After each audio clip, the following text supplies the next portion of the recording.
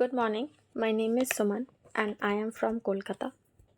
Today I'll be doing the topic Physical Features of India, Chapter 2 of NCERT Class 9th textbook.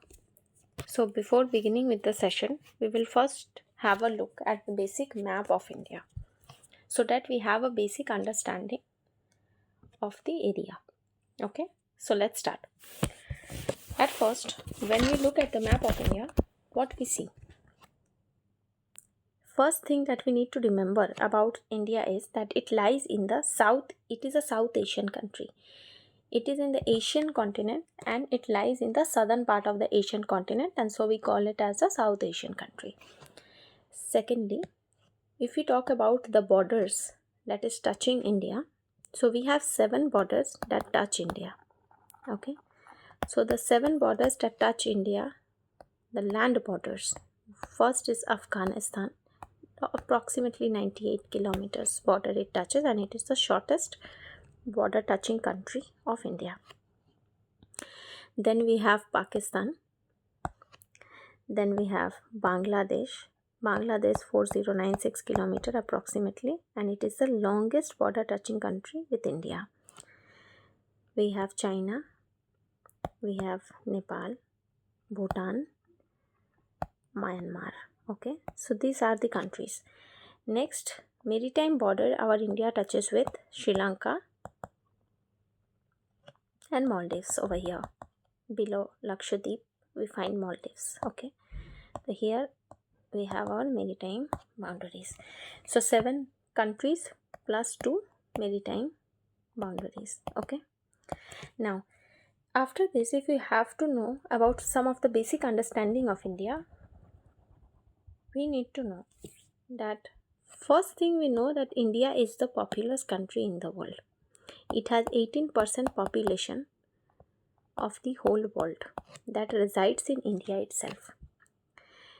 India has 2.4% of the land area of the world, and it is the 7th largest country in the world. Okay, so it is very simple to remember, very easy data.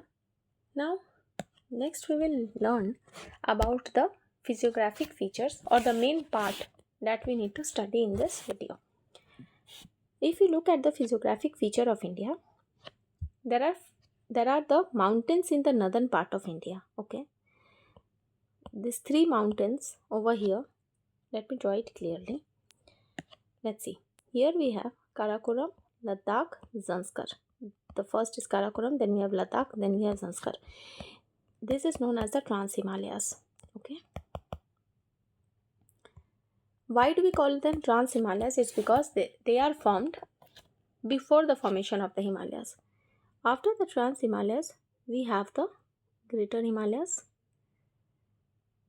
The Greater Himalayas, either we call it the Greater Himalayas, or we call it the Himadri, or we call it the Central Himalayas. Okay, all are the same things. Then we have the Lesser Himalayas, Himachal, or the Lower Himalayas. So we call it Lesser Himalaya or Himachal or Lower Himalayas. This is the second.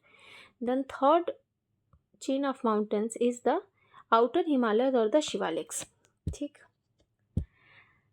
Okay, so this is the 3 mountain ranges that we need to remember with respect to Himalayas: the Greater Himalayas, the Lesser Himalayas, and the Outer Himalayas. The Shivaliks or the Outer Himalayas is also known as the foothills of the Himalaya, and beyond that we get the northern plains. Okay, now let me make it clear that the Himalaya extends approximately 2400 kilometer.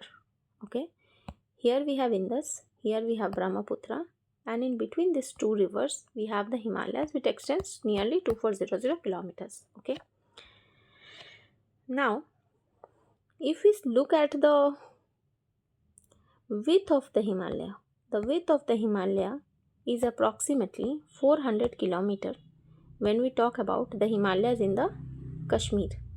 And when we talk about the Himalayas in Arunachal Pradesh, say for example here, the width of the Himalaya decreases. So what I mean to say is that when we go from west to the east direction, the width of the Himalayas decreases.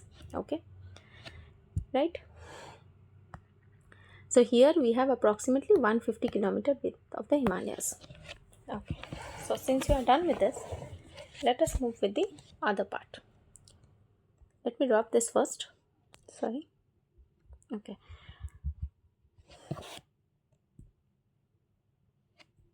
Here let me show you the other physiographic features of the country.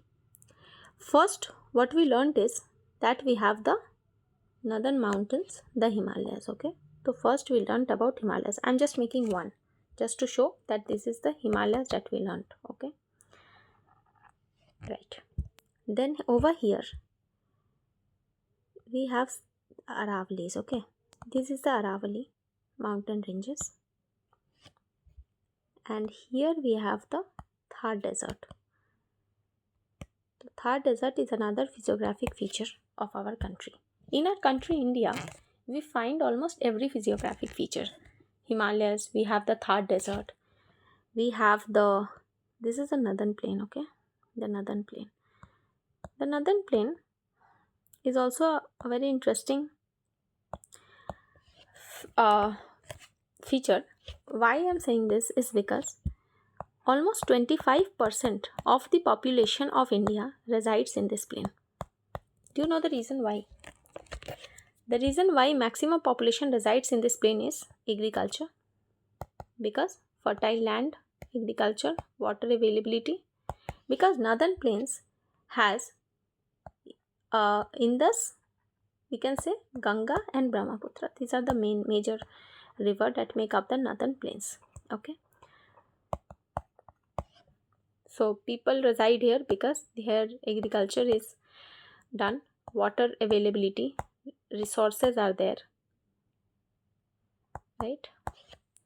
For that, this plain is very famous and most of the population of the country lives in this plains. Okay, so Himalaya, Thar desert, we have the northern plains. Then we have over here, wait, let me clear this out so that I make you understand much better. Here we see Narmada flowing. Okay, so below Narmada, we can say this part is the Deccan Plateau. Okay, however, it has more parts like the Malwa Plateau, the Bundelkhand Plateau and everything. Here we get the Malwa Bundelkhand Plateau. Then we have the Western Ghat and the Eastern Ghats. See, I have made the Eastern Ghats discontinuous because these are discontinuous. Okay, I'm just giving you a rough understanding before we start with the topic. And this is the Western Ghats, which is almost continuous. Western Ghats is responsible for the rainfall in the western regions because of we can say orographic rainfall. Orographic rainfall मतलब क्या होता है? It means कि whenever there is a mountain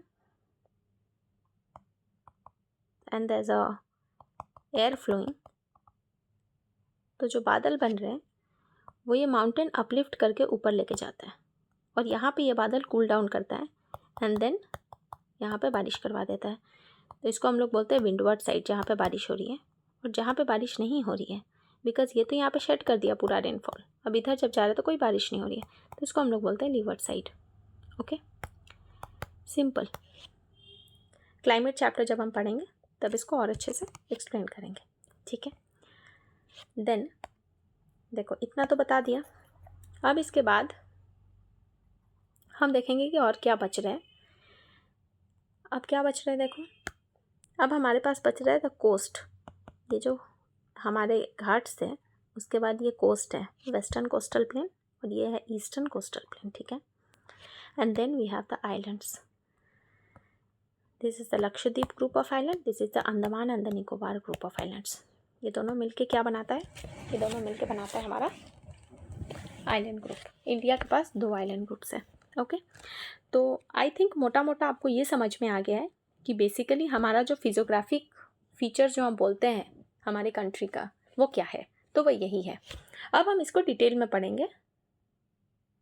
using the reference of the book that we follow. Okay, so let's move on to the book and there I'll make you understand the other features. चलो यहाँ देखते हैं. यहाँ लिखा हुआ है कि हमारा जो इंडिया है इट्स अ वास्ट कंट्री. यहाँ पे प्लेन्स है, rugged terrain, all the major physical features are there, peninsular plateau है. अच्छा, एक चीज़ जो मैं आपको बोलना चाहती हूँ कि हमने बोला कि हमारे पास हिमालय है, हमने बोला हमारे पास पेनिनसुलर प्लेटू है, राइट. एक चीज़ जो आपको जानना ज़रूरी है कि ओल्डर कौन सा है. ठीक है, तो अगर हम बात करते हैं अपने इंडिया की, ओके, तो ये वाला जो पार्ट है, ये जो पेनिनसुलर वाला पार्ट है, this we call the peninsular part and this is the, यहाँ पे मान लो कॉन्टिनेंट है, ठीक है, ये यूरेशिया है, तो इसको हम लोग यूरेशियन प्लेट बोलते थे. ठीक है, और ये जो हमारे इंडिया है ना, ये जो ट्रायंगुलर पार्ट है, ये गोंडवाना लैंड से टूट के ऐसे ऊपर की तरफ उठ के आया है एंड देन कोलाइड किया है यहाँ यूरेशियन प्लेट से. इसको हम बोलते हैं इंडो ऑस्ट्रेलियन प्लेट. तो ये इंडो ऑस्ट्रेलियन प्लेट जब यूरेशियन प्लेट के साथ कोलाइड किया तब क्या होता है, तब हिमालयस का फॉर्मेशन होता है. ठीक है, तो इसका मतलब क्या है, इसका मतलब है कि हिमालय तो ठीक है, चलो हिमालय मैं बताती हूँ, ये सीनोजोइक एरा में फॉर्म हुआ है. Cenozoic era 40 to 50 million years ago it has been formed. Okay, similarly when we talk about the peninsular part of the country, तो ये जो पेनिनसुलर पार्ट है ना, ये कब फॉर्म हुआ है, ये काफ़ी पहले फॉर्म हुआ है, 600 million years ago we can say कि ये फॉर्म हुआ है peninsular part of the country pre Cambrian era में. ठीक है, प्री कैम्ब्रियन एरा में ये फॉर्म हुआ है. एरा वगैरह आप अच्छे से पढ़ोगे ज्योग्राफी में, थोड़ा एरा एपॉक ये सब पढ़ाना पड़ता है, तो that we will deal in the later classes. अभी के लिए बस जान के रखो. ओके, तो यहाँ पे मैंने बता दी कि ये दोनों जब टकराते हैं तब बनता है अपना हिमालय यहाँ पे. ठीक है, अच्छा, अब मैं ये बोलना चाहती हूँ कि पेनिनसुलर पार्ट तो पहले ही बना हुआ था 600 million years ago, मतलब पेनिनसुला हमारा ओल्डर है. ठीक है, चलो आगे बढ़ते हैं. आगे अगर हमें देखना है, लेट मी ड्रॉप दिस, हम एक एक चीज़ को डिटेल में अब पढ़ेंगे. ठीक है, leave it, no issues. Let me say it. Himalayas को हम लोग बोलते हैं, अगर हिमालय माउंटेन हमें अभी let's start with the Himalayan mountains. Okay, तो Himalayan mountains as I said, Indus to Brahmaputra जो रिवर्स है उसके बीच में स्ट्रेच लाई करता है हमारे हिमालयन माउंटेन्स का. इसमें देखो लिखा भी है 2400 किलोमीटर्स इसका स्ट्रेच है एंड देन विथ वेरी करता है 400 kilometre in Kashmir to 150 kilometre in Arunachal Pradesh. This is all written over here. Okay, अच्छा, एक चीज़ जो आपको याद रखने वाले, मैं याद रखने वाली पार्ट्स बता रही हूँ कि हमारे हिमालयस को हमने देखा कि जो 3 हमारे हिमालयस है, greater Himalaya, lesser Himalaya and the outer Himalayas. तो ग्रेटर हिमालयस को हम लोग हिमाद्री भी बोलते हैं एंड उसका जो एवरेज हाइट है इट इज़ 6000 मीटर. एंड जो हमारे जितने भी बड़े बड़े पीक्स होते हैं, जो हम कहते हैं माउंट एवरेस्ट, जो कि हाईएस्ट पीक है हमारा India, sorry not India, world का हाईएस्ट पीक है जो हमारा माउंट एवरेस्ट, जो नेपाल में सिचुएटेड है, वो ग्रेटर हिमालयस का ही पार्ट है. वैसे ही अगर हम बात करें इंडिया का highest peak Kanchenjunga which is situated in Sikkim, ठीक है, वो भी ग्रेटर हिमालयस का पार्ट है. तो जितने जो लॉफ्टी माउंटेन्स होते हैं ना, जो हाईएस्ट पीक्स हैं, वो सब ग्रेटर हिमालयस के पार्ट है. और एवरेज कितना है हाइट आपका, 6000 मीटर आपका एवरेज हाइट है of the greater Himalayas. Okay, now let's move on to some of the facts. चलो, अब मैंने बोला कि यूरेशियन प्लेट और इंडो ऑस्ट्रेलियन प्लेट को लाइट किया, उसके बाद फॉर्मेशन होता है आपका हिमालयस का. ठीक है, तो जो हिमालय फॉर्म होता है ना, देखो पहले तो वहाँ पे 33 सी था. ओके, अब थोड़ा डिटेल में करा रही हूँ मैं so that you guys understand it better. मान लो ये यूरेशिया वाला पार्ट है. ठीक है, दिस इज़ द यूरेशिया का पार्ट. इंडिया ऐसे आ रहा है, मतलब पेनिनसुला वाला पार्ट ऐसे आ रहा है, यहाँ पे उसको कोलाइड करना है. ठीक है, तो यहाँ पे तो कुछ सी था ना पहले, ये वाला, इसको हम बोलते थे कि यहाँ पे 33 सी था. ठीक है, ये 33 सी पहले तो ये ओशियानिक प्लेट था. यहाँ पे प्लेट्स हम बाद में पढ़ेंगे तब मैं बताऊँगी और बेटर तरीके से. यहाँ मान लो ये ओशियानिक प्लेट है, पहले तो ये ओशियानिक प्लेट है, सिंस ये 33 सी है तो ओशियानिक प्लेट होगा इसके अंदर, और ये है कॉन्टिनेंटल प्लेट. तो ओशियानिक और कॉन्टिनेंटल प्लेट का जब कोलिजन होता है तो ओशियानिक प्लेट नीचे जाएगा, क्योंकि ओशियानिक प्लेट हमेशा हम लोग मानते हैं कि हैवी होता है, ठीक है। Continental plates are lighter, okay. तो ये क्या होता है कि ओशियानिक प्लेट अंदर चला जाता है और कॉन्टिनेंटल प्लेट क्या होता है, ऊपर रह जाता है। तो इससे हमको जो पहला वाला चीज़ मिलता है ना, वो मिलता है ट्रांस हिमालय का फॉर्मेशन, ठीक है।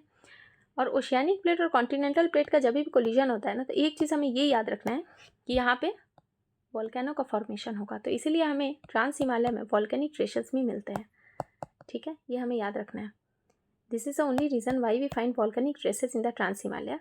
And also fossils of marine organisms भी हमें ट्रांस हिमालयस में मिले हैं। क्यों? क्योंकि ये जो सेडिमेंट था इस ओशन का, वही ऊपर उठ के ट्रांस हिमालय बनाया, ठीक है। अच्छा, ट्रांस हिमालय मतलब मैं कौन सा बोलूँ? जो सबसे ऊपर हमने देखा काराकोरम लद्दाख संस्कार, मैं उसकी बात कर रही हूँ, ट्रांस हिमालयस है, ठीक है। उसके बाद आता है ग्रेटर हिमालयस। तो सेकेंड टाइम जब फिर से और कोलिजन होता है, लाइक ये तो अभी भी धक्का देते हैं, पहले भी ये कोलाइड कर रहा था, फिर और भी कोलिजन होता है। ऐसा नहीं कि एक बार कोलाइड किया रुक गया, फिर और कोलिजन होता है और कोलिजन होता है। तो जब जितना ज़्यादा बार कोलिजन हो रहा है, तो उतना एक एक माउंटेन चेन बनता गया, ग्रेटर हिमालय ऐसे करके चेन्स बनते गए, राइट। तो सेकंड कोलिजन में हमने देखा कि कॉन्टिनेंटल और कॉन्टिनेंटल प्लेट का कोलिजन होता है। क्यों? क्योंकि ओशियानिक प्लेट तो पूरा ख़त्म हो गया ट्रांस हिमालय बनने में ही। उसके बाद तो ये कॉन्टिनेंट बच गया ना, ये इंडो ऑस्ट्रेलियन वाला और ये यूरेशियन वाला। अब ये दोनों जब कोलाइड करता है, दो कॉन्टिनेंट कॉन्टिनेंटल प्लेट, तब क्या होता है, कॉन्टिनेंट कॉन्टिनेंट प्लेट दोनों ही लाइट है। अब दिक्कत होगी कि जब दोनों ही लाइट है तो क्या करना है। अब जब दोनों ही लाइट है तो दोनों ही ट्राई करेगा कि ऊपर रहने का। तो अब दोनों ही एक दूसरे को धक्का मार रहा है और ऊपर रहने की कोशिश कर रहा है, कोई भी नीचे नहीं जा रहा है। तो इससे फॉर्म होता है हिमालयस, ओके। तो this you need to remember, थोड़ा बहुत बेसिक टू अंडरस्टैंड, ठीक है। बाकी ये प्लेट्स के बारे में and all in detail we can do another session when we feel कि इसकी ज़रूरत एंड नीड है आपको समझाने की। चलो आगे बढ़ते हैं।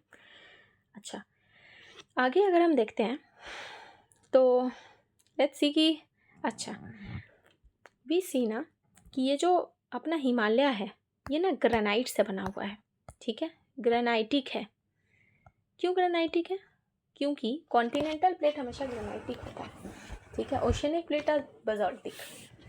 तो सिंस हमारे हिमालय का फॉर्मेशन ही हुआ कॉन्टिनेंटल प्लेट के कोलिजन की वजह से, तो वो ग्रेनाइटिक है, ओके। एंड दूसरा चीज़ यहाँ लिखा है the folds of the great Himalayas are asymmetrical in nature. तो what do we mean by asymmetrical nature of the folds? इसका मतलब कि जब प्रेशर पड़ रहा है ना, जब हम हिमालयस का निर्माण हो रहा है एंड जब प्रेशर पड़ रहा है हिमालयस पे, तो what is happening is, let's see, suppose यहाँ और यहाँ से प्रेशर पड़ रहा है, ओके। ये मान लो इंडो ऑस्ट्रेलियन प्लेट है और ये मान लो यूरेशियन प्लेट है। दोनों प्लेट कॉन्टिनेंटल टाइप है और दोनों में मान लो कोलिजन हो रहा है। अब कोलिजन हो रहा थी, क्या होगा, दोनों उठने की कोशिश कर रहे हैं और एक हिमालय मान लो ऐसा फॉर्मेशन हो गया, ठीक है। अभी जो हिमालय का फॉर्मेशन हुआ, ये ज़रूरी नहीं कि सिमेट्रिकल हो। इसका मतलब क्या है, ये सिमेट्रिकल है। देखो मिरर इमेज बन रहा है ना, यहाँ पे भी सेम, यहाँ पे भी सेम ही दिख रहा है दोनों साइड ऐसे, तो this is symmetrical, okay. But asymmetrical का क्या मतलब होता है, मान लो एक तरफ से ज़्यादा प्रेशर पड़ रहा है और एक तरफ उतना प्रेशर नहीं है, तो ऐसे भी तो बन सकता है, या फिर और तोड़ दो, ऐसे बन सकता है। तो इन सब के भी अलग नाम होते हैं फोल्ड्स के। इसको नेपिस बोलते हैं, इसको रिकम्बेंट फोल्ड बोलते हैं, ठीक है। तो इसको बोलते हैं asymmetrical fold. These are kinds of asymmetrical fold. देखो सिमेट्रिकल नहीं है, तुम लाइन खींचोगे बीच से, सिमेट्रिकल कहीं से नहीं दिख रहा है। बट ये क्या है, ऐसा अगर होता तो ये सिमेट्रिकल दिखता। तो हमारा हिमालय जो है इट इज़ एसिमेट्रिकल, यही बोलना चाहता है इसमें, राइट। अच्छा आगे बढ़ते हैं। अब इसमें ये बोला गया है, चलो पहला बात तो मैंने ये बताया आप लोगों को कि ग्रेटर हिमालयस का मोटा मोटी एवरेज जो हाइट है वो होता है 6000 मीटर। वैसे ही ट्रांस हिमालय जो था उसका आपको याद रखना है कि average height is around 3000 metres. And Himachal Himalayas का, that is the second Himalaya, great Himalaya के जो नीचे होता है हिमाचल हिमालयस और द लेसर हिमालयस, उसका हाइट है 3700 to 4500 metres approximately. Have to remember this. And the average width is 50 kilometres. चलो अच्छा, next thing that we need to remember कि जो पीर पंजाल रेंज है वो longest and the most important range है आपका हिमाचल हिमालयस में। नेक्स्टली और जो चीज़ें आपको इसमें ध्यान रखनी है कि जितने भी हम घूमने तो जाते हैं ना, टूरिस्ट साइट बोलते हैं ना कि हम मसूरी जा रहे हैं, नैनीताल जा रहे हैं, तो when we are going to Mussoorie और नैनीताल और any other tourist site, Darjeeling हो गया, हम जा कहाँ रहे हैं एक्चुअली, कौन से हिमालय में जा रहे हैं हम मिडिल हिमालयस में ही जा रहे हैं, that is the lesser Himalayas, middle Himalayas और द हिमाचल हिमालयस। ओके, तो जो भी ये टूरिस्ट और हिली एरियाज, हिली स्पॉट्स हैं, घूमने वाले spots, those are all in the northern part, those are the middle Himalayas. Okay, चलो एक चीज़ जो आपको मैं बताऊंगी, एक फैक्चुअल चीज़ जो याद रखनी है, जो कि याद होना भी चाहिए, पीर पंजाल और ज़ंस्कार रेंज, ज़ंस्कार यहाँ पे देखा हमने, ठीक है, और पीर पंजाल रेंज उसके नीचे आता है, इन दोनों के बीच में है कश्मीर की घाटी, the beautiful valley of Kashmir. Okay, that we need to remember, Kashmir valley. तो इन दोनों रेंजेस के बीच में। आगे बढ़ते हैं। मैंने क्या बोला कि ग्रेटर हिमालय है, देन लेसर हिमालय है, उसके बाद आउटर हिमालयस आता है। तो हमारा जो आउटर हिमालयस आता है उसको हम लोग शिवालिक्स भी बोलते हैं, foot hills of the Himalayas भी बोलते हैं इनको, ठीक है। तो ये शिवालिक्स जो है, इसका मोटा मोटी विथ जो होता है वो 10 to 50 किलोमीटर्स होता है, एंड 900 to 1100 मीटर्स जो उसका हाइट होता है। मतलब जितना हमने क्या देखा कि जितना हम नीचे जा रहे हैं, from greater Himalayas to the lesser Himalayas to the Shivaliks, the height of the mountain is decreasing, ठीक। एंड जितना हम वेस्ट से ईस्ट के तरफ जाते हैं, मान लो कश्मीर से हम अरुणाचल के तरफ जाते हैं, तो जो विथ है हिमालयस का, वो जो चौड़ाई बोलते हैं हम लोग, वो क्या हो रहा है, वो कम हो रहा है। अरुणाचल की तरफ ज़्यादा नैरो डाउन हो जा रहा है, तो कम हो जा रहा है, ठीक है।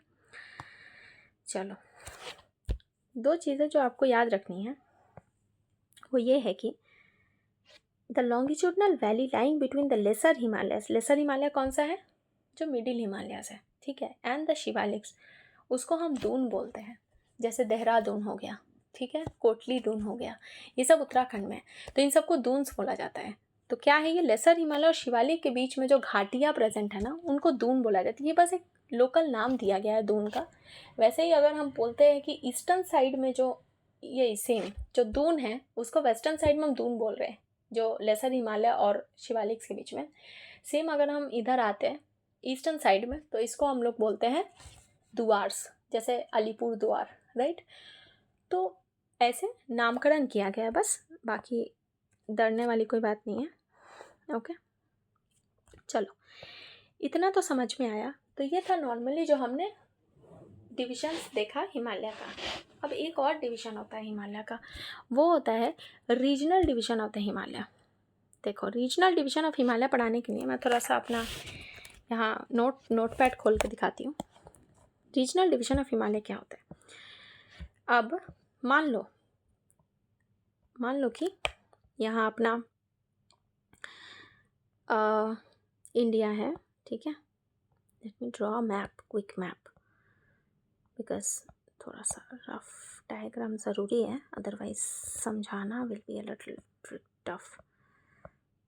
ये अपना Sikkim, Bhutan, and then we have here, ठीक है। मान लो मैंने एक रफ सा नॉर्थ ईस्ट बना दिया। Okay, now let me just show you कि इसमें क्या है। अब हमने हिमालयस को क्या देखा, ऐसा लॉन्गिट्यूडनल देखा ना, मतलब ऐसे ऐसे ऐसे देखा, राइट। अब हम ऐसे ऐसे देखते हैं इसको, ठीक है।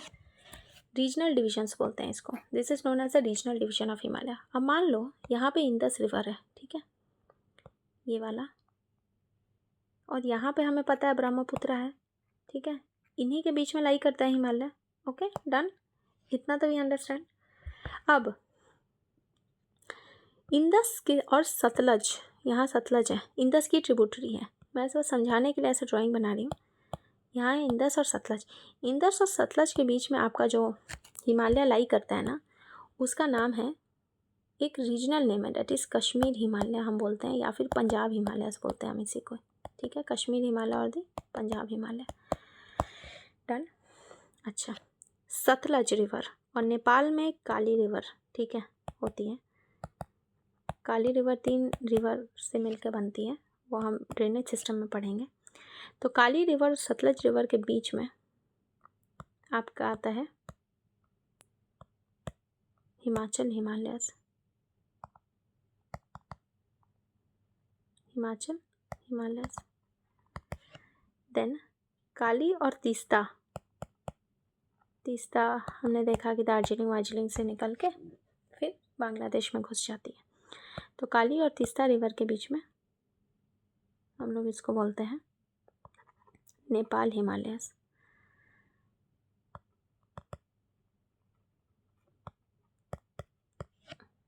उसके बाद और भी है, जैसे इधर दार्जिलिंग हिमालयस, देन मतलब वेस्ट बंगाल के जो ऊपर नदन वाला एरिया उसको हम दार्जिलिंग हिमालयस बोल देते हैं। फिर जब आसाम में घुसता तो आसाम हिमालयस बोलते हैं। फिर ये एक शार्प साउथवर्ड टर्न लेता है अपना हिमालय, ठीक है, ऐसे। और ये जो साउथवर्ड टर्न है ना, ऐसे मैं अलग से दिखाती हूँ। तो यहाँ पे जैसे अरुणाचल हो गया, नागालैंड, मणिपुर, ठीक है, मिज़ोरम, तो यहाँ पे मिज़ो हिल्स बोलते हैं मान लो उसको। यहाँ पे बोलते हैं हम लोग मणिपुर हिल्स, नागा हिल्स। तो ऐसे करके अलग अलग नेम्स हैं इन वेरियस प्लेसेस, ठीक है। तो इसको हम लोग बोलते हैं regional division of the Himalayas. Okay, so now since we are done with the regional division of Himalayas, थोड़ा सा और हम इसको डिटेल में देखने की कोशिश करते हैं कि इसमें है क्या। चलो, let me just cross check कि मैंने कुछ मिस तो नहीं किया है। हाँ, एक चीज़ जो मैंने नहीं बोली, ये जो पटकाई हिल्स लिखा हुआ है ये तुम्हारा मोटा मोटी अरुणाचल प्रदेश में। ठीक, आगे बढ़ते हैं। तो now we are done with the Himalayas वाला पार्ट, ठीक है। This is the whole Himalaya वाला part that we have already completed.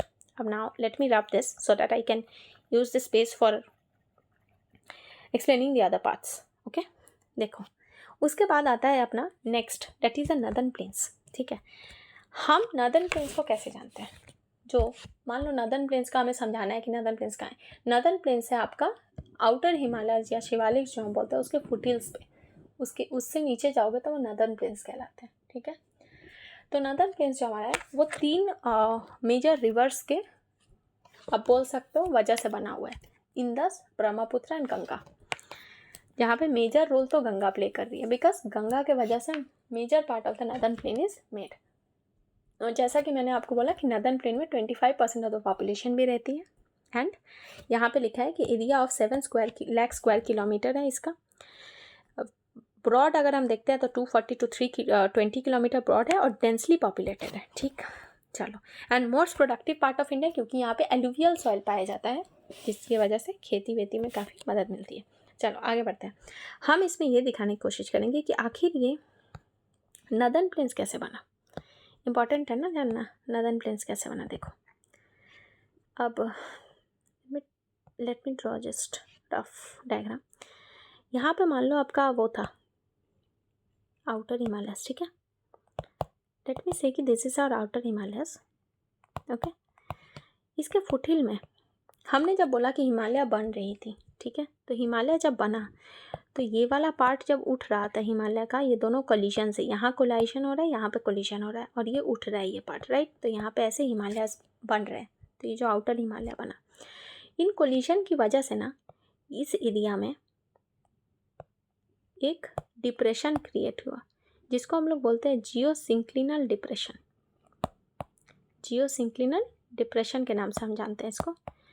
इस डिप्रेशन को भरा कैसे गया? ये depression was almost 1000 to 2000 meters deep, जिसको हमारे जो रिवर्स हैं उनके सिल्ट से भरा गया है। मतलब रिवर्स ने खुद, रिवर्स जब आ रहे थे अपने कोर्स ऑफ टाइम, जैसे रिवर्स ट्रेन कर रहे हैं, तो वो जो सिल्ट लाते थे over the course of time, ये जो प्लेन वाला एरिया ये गड्ढा था, फिर ये भर गया और इसमें क्या हो गया, सिल्ट आ गया है। तो अभी ये फर्टाइल रीजन है, one of the most productive regions of the world. यहाँ पे नदर्न प्लेन्स में हमें पता है कि हम राइस वाइस उगाते हैं। राइस मान लो आपका वेस्ट बंगाल में, बिहार में वगैरह में काफ़ी उगता है। देन पंजाब तो है ही। तो this regions are very fertile. यहाँ पे कोई भी आप क्रॉप्स उगा सकते हो, ठीक है, जो क्रॉप्स इस सॉइल टाइप के लिए ऑब्वियसली सूटेबल हो वो क्रॉप्स। चलो नेक्स्ट वी विल सी की अब इसमें भी रीजनल नेम्स है, जैसे कि देखो यहाँ पे, जैसे कि यहाँ पे क्या लिखा हुआ है, द पंजाब प्लेन्स बोलते हैं, वही जो प्लेन्स नॉर्दर्न प्लेन्स जो पंजाब साइड में उसको हम पंजाब प्लेन्स बोलते हैं, ठीक है। फिर जो अपने यूपी बिहार वाले साइड में है उसको हम लोग दूसरे अपने नामों से जानेंगे, हालांकि इसका कोई एक अलग से तो नाम है नहीं। Next let us know what is a Doab.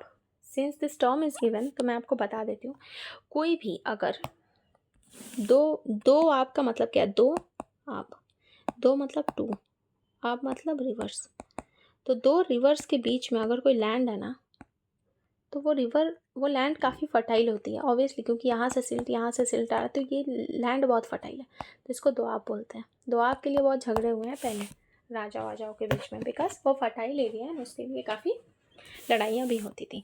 वैसे ही जैसे पंजाब है अपना, पंजाब का क्या मतलब होता है, पंज मतलब 5, तो ये 5 रिवर्स के मिल के बना है पंजाब, ठीक है, तो इसलिए पंजाब नाम है। आगे बढ़ते हैं। गंगा प्लेन हम लोग बोलते हैं गंगा वाली एरिया में, जैसे इधर वाला पंजाब प्लेन हो गया नॉर्थ वेस्टर्न साइड में, फिर हम थोड़ा और अपने ईस्टर्न साइड में आते हैं तो गंगा प्लेन्स बोलते हैं, फिर थोड़ा और जाएंगे तो ब्रह्मपुत्र प्लेन्स भी बोलेंगे नॉर्थ ईस्ट के साइड में, राइट। अच्छा चलो, एक चीज़ जो आपको समझनी है कि यहाँ पे जो भाबर तेराई का कॉन्सेप्ट क्या है, let me make you understand this. अब मान लो एक माउंटेन है, ठीक है, let me take the colour, sorry, हाँ ये एक माउंटेन है, ठीक है, यहाँ से एक रिवर आ रही है,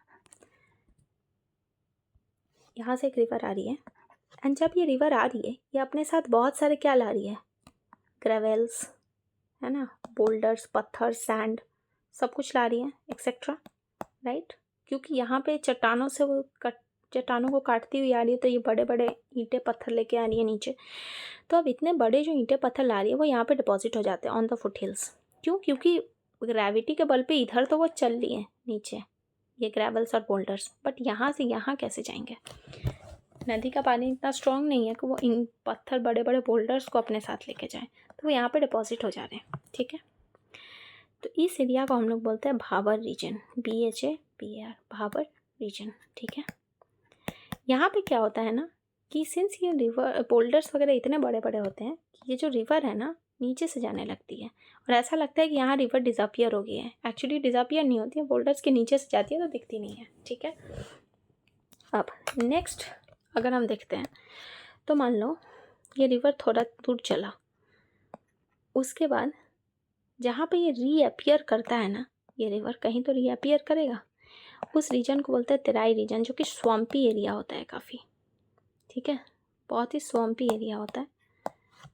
जैसे कि बहुत सारे अपने नेशनल पार्क है, मान लो Kaziranga national park, these are all Terai regions, ठीक है, तो ये स्वम्पी एरियाज होते हैं।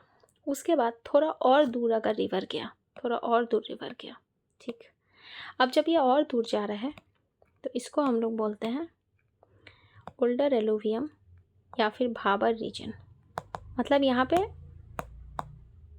भांगर रीजन, सॉरी दिस इज भांगर रीजन, ओके। तो व्हाट आई मीन टू से इज कि जब हम जितना पहाड़ों से दूर जा रहे हैं, पहाड़ों के नज़दीक आपको भाबर रीजन मिल रहा है, ठीक है, उससे थोड़ा दूर गए तो तेराई रीजन, और भी दूर गए तो भांगर रीजन, और भी थोड़ा आगे चलते हैं तो यहाँ मिलता है अपने को खादर रीजन, ठीक है। Now I think it is clear.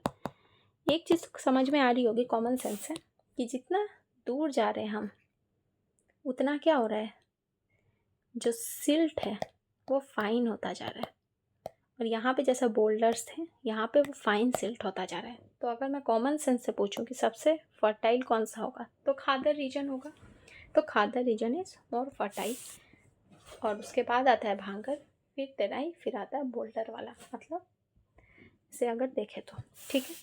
तो ये समझ में आए, तो ये भी हम नॉर्दर्न प्लेन्स के अंदर ही पढ़ते हैं कि उसका ऐसे डिविजन्स कैसे हो रहा है, ये भाबर, खादर एंड ऑल दिस थिंग्स का, राइट।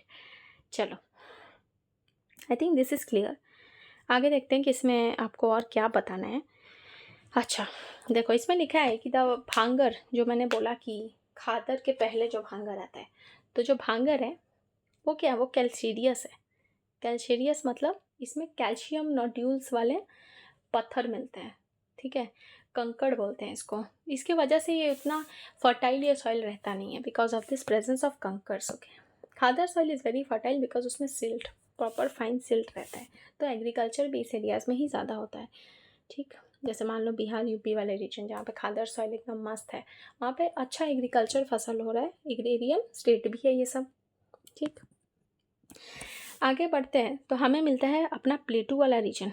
चलो, प्लेटू रीजन को अगर हमें समझाना है, मैं तो बोलूँगी कि एक बार मैप में देख लेते हैं इसको, ठीक है। अपना जो प्लेटू है ना, मानो ये है मेरा, ये अपना India, sorry this is our India, okay, this now this part is a plateau region, ठीक है। अब ये जो प्लेटू रीजन है ना, ये एक्सटेंड कर रहा है, इट्स नॉट कि सिर्फ इतना ही पार्ट है, ये प्लेटू रीजन एक्सटेंड कर रहा है यहाँ भी, Karbi Anglong region, Karbi Anglong, then Meghalaya plateau, ये सब हमारे प्लेटू रीजन का ही पार्ट है, ठीक है। मेघालय प्लेटू,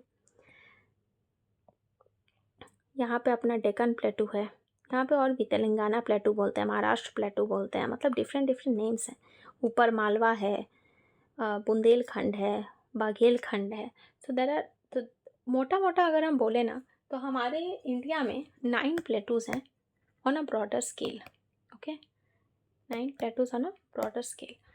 अच्छा, next when we talk about, चलो प्लेटू रीजन में इतना तो मैंने आपको समझा दिया कि हाँ प्लेटू कैसे है, क्या है। अब हम देखते हैं कि थोड़ा इसके अंदर और क्या लिखा हुआ है। चलो, एक चीज़ अच्छा लिखा हुआ है यहाँ पे कि द नर्मदा रिवर जो है, अब हमारा जो इंडिया है, let me draw it over here itself, यहाँ पे जो अपना इंडिया है, यहाँ पे नर्मदा रिवर है, नर्मदा रिवर के ऊपर जो प्लेटूज़ है उसको हम लोग बोलते हैं सेंट्रल हाईलैंड्स, एंड जो नर्मदा रिवर के नीचे है उसको हम लोग बोलते हैं डेक्कन प्लेटू, ठीक है। सेंट्रल हाईलैंड्स में आपका बुंदेलखंड, बघेलखंड, मालवा ये सब आ गया। डेक्कन प्लेटू में आपका महाराष्ट्र प्लेटू, कर्नाटका प्लेटू, तेलंगाना प्लेटू, ये सब आ जाता है, ठीक है। चलो, now let's see, okay, when we talk about the Ghats, थोड़ा घाट्स भी पढ़ लेते हैं अपना। वी ऑल्सो नो कि हमारा घाट्स एंड ऑल, सी यहाँ पे अपना इंडिया राइट।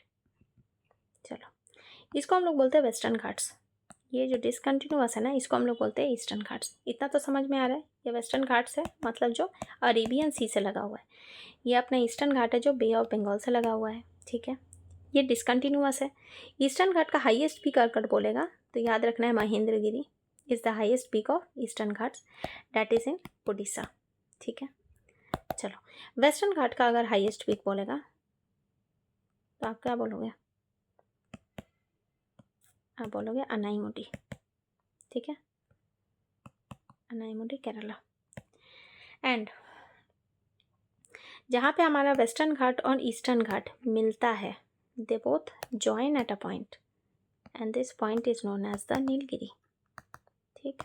इस पार्ट को हम बोलते हैं नीलगिरी हिल्स। नीलगिरी का हाईएस्ट पीक है डोडा बेटा, ओके। चलो, दिस इज डन। अब यहाँ पे एक चीज़ जो याद रखना है कि जो वेस्टर्न घाट है ना अपना, वो थोड़ा एलिवेशन उसका हाइयर रहता है कंपेयर टू द ईस्टर्न घाट, थोड़ा छोटे होते हैं, कम एलिवेशन होता है, फिर टूटे फूटे हुए होते हैं, डिसकंटिन्यूअस है। देखो कंटिन्यूअस नहीं, क्यों, क्योंकि बहुत सारे रिवर्स ऐसे कट करके जा रहे हैं इसको, तो इसलिए डिसकंटिन्यूअस है। And these are continuous, this western Ghats are continuous, ठीक है। वेस्टर्न घाट्स में नाउ लेट्स सी कि कुछ एक्स्ट्रा है कि नहीं है, ठीक है। चलो, जो मैंने आपको बताया कि प्लेटू रीजन है, right, talked of the plateau region, right. अब जो प्लेटू रीजन है ना अपना, उसमें एक चीज़ है कि उसका सॉइल टाइप कैसा है। अपना जो प्लेटू रीजन है, सॉरी लेट्स ड्रॉ दिस, इसका जो सॉइल टाइप है ना, ये है ब्लैक सॉइल, यहाँ पे क्यों ब्लैक सॉइल मिलता है? क्योंकि यहाँ पे जो इग्नियस रॉक्स हैं वो क्या है, बसॉल्टिक है, जो कि ब्लैक कलर का होता है, और उसका डेनुडेशन की वजह से ब्लैक सॉइल मिला है। इग्नियस रॉक क्यों है यहाँ पे? पहला क्वेश्चन ये है। इग्नियस रॉक इसलिए है क्योंकि हमारा जो पेनिनसुलर प्लाट ऑफ इंडिया था वो क्या था, वॉल्केनिक था, वॉल्केनिक था। और यहाँ जो चट्टानें हैं वो बहुत मजबूत है, लाइक बहुत ही मजबूत, तो इसको डेक्कन ट्रैप्स बोलते हैं। ठीक है, तो सीढ़ी सीढ़ी जैसा दिखेगा, this is Deccan traps. Okay, now let's move on further हमें ये देखना है कि हमारा है इंडियन डेजर्ट, एक और फिजियोग्राफिक डिवीजन। इंडियन डेजर्ट हमने देखा कि हमारा जो अरावली रेंज है इंडिया में, we have the Aravalli range. Let me draw India again, I will be using a lot of maps, okay, so that हम काफ़ी अच्छे से समझ पाएँ चीज़ों को। यहाँ पे ऐसे, यहाँ अरावली है, ठीक है, दिस इज़ अरावली। ये वाला जो रीजन है मरुस्थली, इसको हम बोलते हैं अपना इंडियन डेजर्ट। ये थार डेजर्ट, इंडियन डेजर्ट, कुछ भी बोल दो। ये हमारा बॉर्डर है राजस्थान का, देन फिर यहाँ पाकिस्तान आ जाता है, तो इनका इसी डेजर्ट का एक्सटेंशन यहाँ पे देखने मिलता है, चोलिस्तान डेजर्ट बोलते हैं इसको। ये क्यों फेमस है पता है? इसलिए फेमस है क्योंकि यहाँ पे ग्रेट इंडियन बस्टर्ड, जो हेवीएस्ट फ्लाइंग बर्ड है वर्ल्ड की, वो पाए जाते हैं, और वो अभी काफ़ी क्रिटिकली एंडेंजर्ड कंडीशन में है। आई थिंक 50 ही बर्ड्स हैं, और उनको प्रोटेक्शन करने की बात की जा रही है। ठीक है, चलो, डेजर्ट रीजन में वी ऑब्वियसली नो कि सिंस रेगिस्तान वाला एरिया है तो वहाँ पे बारिश काफ़ी कम होती है, 150 मिलीमीटर ऑफ रेनफॉल होता है पर ईयर। एंड लूनी यहाँ की लार्ज रिवर है, Luni river, right. Luni river भी फिर जाके गायब हो जाती है गुजरात वाले रीजन में, सौराष्ट्र वाले रीजन में जाके। ओके, चलो आगे बढ़ते हैं। बर्चन्स क्या होता है? बर्चन्स क्रिस्टन शेप्ड डून्स को बोलते हैं। जैसे ये हमारा डेजर्ट है, ओके। अब जो अपना डेजर्ट है, मान लो ये डेजर्ट है पूरा, ओके। अब हवा चल रही है ना, तो ऐसे ऐसे देखना चीज़ें बनती हैं डेजर्ट में, ऐसे डिज़ाइंस, ठीक है। इस डिज़ाइन को पता है क्या बोलते हैं? ये जो डिज़ाइंस है ना, क्रेसेंट शेप्ड के, इसको हम लोग बोलते हैं बर्चन्स। और इंटरेस्टिंग बात तो ये है कि ये डिज़ाइंस, डिफरेंट डिज़ाइंस के डिफरेंट नेम्स हैं, ओके। वो हम हायर क्लासेस में पढ़ते हैं, वो बाद में आप भी पढ़ लोगे, and will obviously discuss in detail later. Then हमने देखा कि कोस्टल प्लेन्स होते हैं अपना, राइट। देखो, here I will be telling you the regional names of the coastal planes, ताकि बेटर क्लैरिटी और अंडरस्टैंडिंग हो, ठीक है। लेट्स सी, यहाँ पे again I will B drawing the map, ठीक है, ओके। देखो, ये जो अपना कोस्टल प्लेन्स है, इस वाले को हम बोलते हैं सौराष्ट्र, जो गुजरात के साइड में, सौराष्ट्र। फिर ये वाले को हम लोग बोलते हैं कोंकण कोस्ट, ठीक है, कोंकण कोस्ट। कोंकण कोस्ट कौन कौन सा है? महाराष्ट्र प्लस गोवा वाला रीजन, उसको हम कोंकण कोस्ट बोलते हैं। सौराष्ट्र गुजरात वाला region. Then Karnataka, this is Karnataka, तो कर्नाटका वाले रीजन को हम बोलते हैं कन्नड़ा कोस्ट, कैनेडा कोस्ट भी बोलते हैं, या फिर कन्नड़ा कोस्ट भी बोलते हैं, ठीक है। तो दिस इज द कर्नाटका वाला साइड। देन हियर केरला वाले साइड में हम बोलते हैं इसको मलाबार कोस्ट। तो बेसिकली ये वेस्टर्न कोस्टल प्लेन का रीजनल नेम्स है, ठीक है, ये थोड़ा आपको याद रखना पड़ेगा।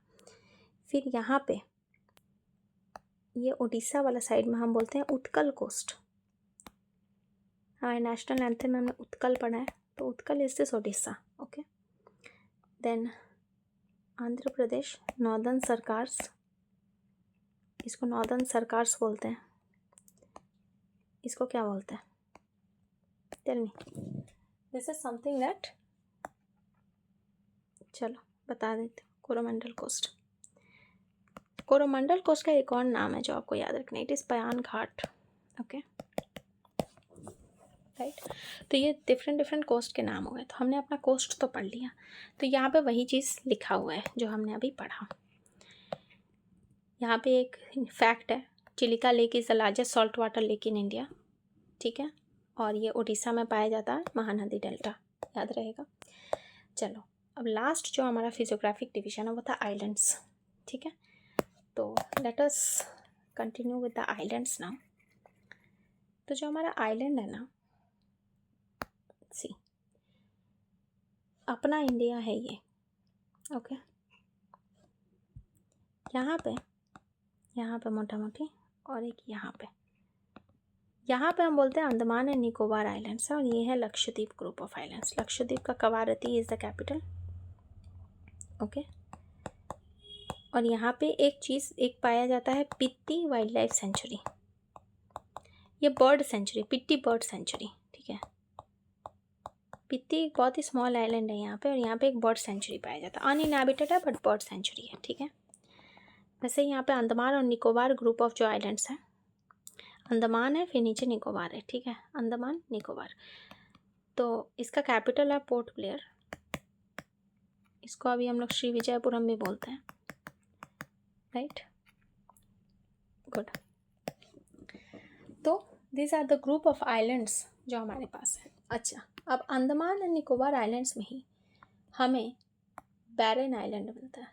बैरन आइलैंड जो है वो एकमात्र वोल्केनो है, एक्टिव वोल्केनो ऑफ इंडिया, क्योंकि कभी कभी ये फटता रहता है। ठीक है, next thing that you need to remember is with respect to Lakshadweep, ये एक अटोल है, ATOLL, अटोल। ठीक, ये कोरल से बना हुआ है। और जो अंडमान एंड निकोबार आइलैंड है, ये सबमर्ज्ड माउंटेन जो है वो यहाँ पे उठा हुआ है, ऐसा माना जाता है। जो अपना म्यांमार के साइड से जो माउंटेन नीचे जा रही हैं, वही माउंटेन यहाँ पे उठ गए हैं एंड वो अंडमान निकोबार आइलैंड बनाते हैं, ऐसा माना जाता है। ठीक है, वोल्केनिक ओरिजिन बोल सकते हो इसको। ठीक, नाउ लेट्स सी कि कुछ एक्स्ट्रा हमें इंफॉर्मेशन यहाँ मिल रहा है कि नहीं। ओके, यहाँ लिखा है कि the Andaman and the Nicobar close to the equator है, इसलिए इनके पास इक्वेटोरियल क्लाइमेट है और थिक फॉरेस्ट कवर है। Nice, very nice. And forest wealth भी काफ़ी है। Next that we need to remember is कि इम्पॉर्टेंस क्या है। हमने जो वेरियस फिजियोग्राफिक डिविजन्स पढ़े हैं उसका इम्पॉर्टेंस क्या है।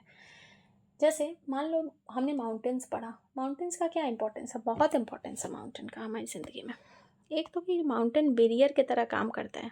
जो हिमालय माउंटेन है, कोल्ड जो साइबेरियन विंड्स हैं हमारे, cold Siberian winds from Russia, from Tibet, जो कोल्ड विंड्स आते हैं वो आने नहीं देता है। तो हमारा या इधर का टेम्परेचर काफ़ी लिवेबल रहता है, काफ़ी बढ़िया रहता है। ठीक, फिर कल्चरल एस्पेक्ट से भी इम्पोर्टेंट है। पहाड़ों में लोगों का एक अलग कल्चर रहता है, तो कल्चरल डाइवर्सिटी को भी इंक्रीज़ करता है। हमारे इंडिया में पहाड़ों का कल्चर मान लो, फिर गुजरात का एक कल्चर हो गया, फिर नीचे आ जाओ बिहार का कल्चर हो गया, तो ऐसे अलग अलग कल्चर्स होते हैं। तो एक कल्चरल डिवाइड का भी काम करता है। इधर जैसे तिब्बतियन कल्चर था, इधर एक अलग अलग कल्चर है, इंडियन कल्चर मान लो। ठीक है, तो कल्चरल डिवाइड की तरह काम कर रहा है। ठीक है, वाटर डिवाइड का काम कर रहा है। यहाँ कुछ नदियाँ आ रही हैं, हमारी नदियाँ, राइट, उधर नदियाँ हैं, उनकी नदियाँ, तो this is also acting as a water divide. तो हिमालय, फिर हम बोल सकते हैं कि हम टूरिज़्म करने के लिए जाते हैं हिमालयस में, तो टूरिज़्म के एस्पेक्ट से भी इम्पोर्टेंट है। ठीक है, इकोनॉमिकल एस्पेक्ट से इम्पोर्टेंट है, टूरिज़्म से पैसा कमाता है वो स्टेट, राइट। अगर प्लेटू की बात करते हो तो प्लेटू में सबसे इंपॉर्टेंट आपको ये याद रखना है, जैसे छोटा नागपुर प्लेटू हो गया, स्टोर हाउस ऑफ मिनरल्स बोलते हैं इन सबको। मतलब यहाँ पे काफ़ी मिनरल्स पाए जाते हैं, जैसे कोल, आयरन ओर, बॉक्साइट, जो कि इंडस्ट्रियलाइजेशन के लिए बहुत इंपॉर्टेंट है। हमारे कंट्री का इकोनॉमिक डेवलपमेंट एंड इंडस्ट्रियलाइजेशन के लिए ज़रूरी है, राइट। कोस्टल रीजन्स की अगर हम बात करते हैं तो वो इम्पॉर्टेंट है for our fishing industry and also for tourism, right. Island countries for tourism, for strategic importance also, जैसे अंडमान एंड निकोबार में अभी strategic theatre commands and all की बात हो रही है बनाने की यहाँ पे, राइट। फिर हमारा मलक्का कोस्ट जो है, मलक्का स्ट्रेट है, सॉरी, मलक्का स्ट्रेट से काफ़ी नज़दीक है ये अंडमान एंड निकोबार आइलैंड, तो एक इम्पॉर्टेंट चोक पॉइंट है, राइट। ये सब हम थोड़ा और डिटेल में बाद में पढ़ेंगे। IR का पार्ट हो जाता है ये, international relations, that will be dealing it on a better perspective. फिर और क्या बच रहा है, प्लेटूज हो गया, डेजर्ट भी इम्पॉर्टेंट है अपने लिए, डेजर्ट रीजन भी इम्पॉर्टेंट है, बिकॉज डेजर्ट रीजन में बहुत सारे अपने वैरायटी ऑफ एनिमल्स पाए जाते हैं, है ना, वहाँ का एक अपना कल्चर है, तो उनका एनिमल, उनका कल्चर का प्रिजर्वेशन, एवरीथिंग। तो एवरी फिजियोग्राफिक एरिया या division of India is very important when we look into that perspective, from that perspective, okay.